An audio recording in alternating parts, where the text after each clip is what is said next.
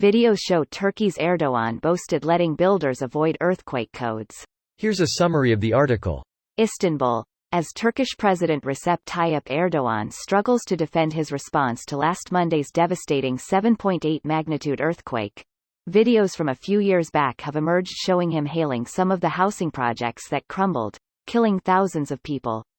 The videos have fueled public outrage over slow efforts to help residents in the aftermath of the massive earthquake, the world's deadliest in over a decade, that killed more than 35,000 people in Turkey and neighboring Syria, and left many injured and without a home, food or heating in the middle of winter.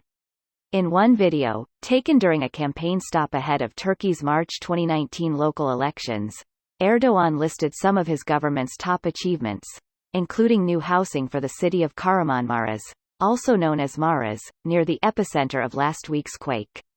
We solved the problem of 144,156 citizens of Maras with zoning amnesty, Erdogan said, using his term for the construction amnesties handed out to allow contractors to ignore the safety codes that had been put on the books specifically to make apartment blocks, houses and office buildings more resistant to earthquakes. Duvar cited a senior Istanbul city official, Bugra Gökçe, who gave a breakdown of the tens of thousands of building amnesty certificates granted before the 2018 general election in 10 provinces struck by the earthquake. Erdogan has acknowledged some initial problems with the country's response to the earthquake, but he has said no government could be ready for a disaster of this magnitude. Turkey's Duvar news site posted a tweet from Erdogan from 2013, marking the anniversary of the 1999 Marmara earthquake that killed more than 17,000 people. This post received a score of 54,000, with an upvote ratio of 95%. Here are the top comments in response to this article. The provisional death toll currently stands at over 31,000 deaths in Turkey. Not to mention the number of unidentified deceased, which the government isn't including in the official count. What the fuck? Can't be dead until we know who you are. Duh. That's my plan for immortality. Mine's not dying? Still haven't figured out how to yet. Oh, remind me in 100 years or something if you figure it out. We're granting building permits to illegal buildings in exchange for donations, Erdo. In 1997, when he was the mayor of Istanbul, it's not like we didn't see the outcome of the earthquake from a mile away.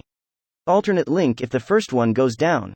From the article with a scathing attack on the practice of amnesties for builders, saying, zoning amnesty is an invitation to death. Of the most important incentives for illegal construction and have made it uncertain for the society to live in healthy and safe houses. The group said the practice is used, for the sake of political gain, and must be stopped.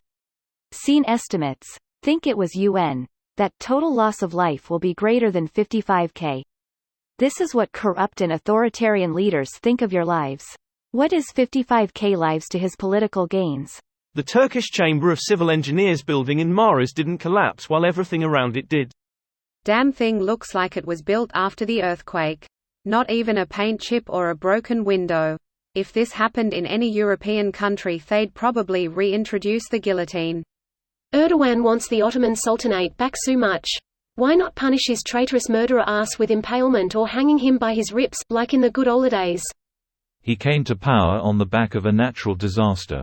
Poetic if he goes because of one. If this isn't enough for him to lose the election, he's never going away. His goons already started talking about postponing the election for another year. This is after banning one of the strongest potential candidates of the opposition, Ekrem İmamoğlu, from running for office. Things are getting from bad to worse, could very well be the last chance to oust him through means of democracy. Didn't he false flag his way into retaining power in 2016, purging much of his opposition? I have no expectation that a fair election will take place this time around either. Corrupted and, by assigning his allies to powerful positions. Around 2013, which ended with the incompetent high-ranking military officials he assigned performing against him, where he purged them as well. In 2018 he ended the parliamentary system, which pretty much means anything he says goes today.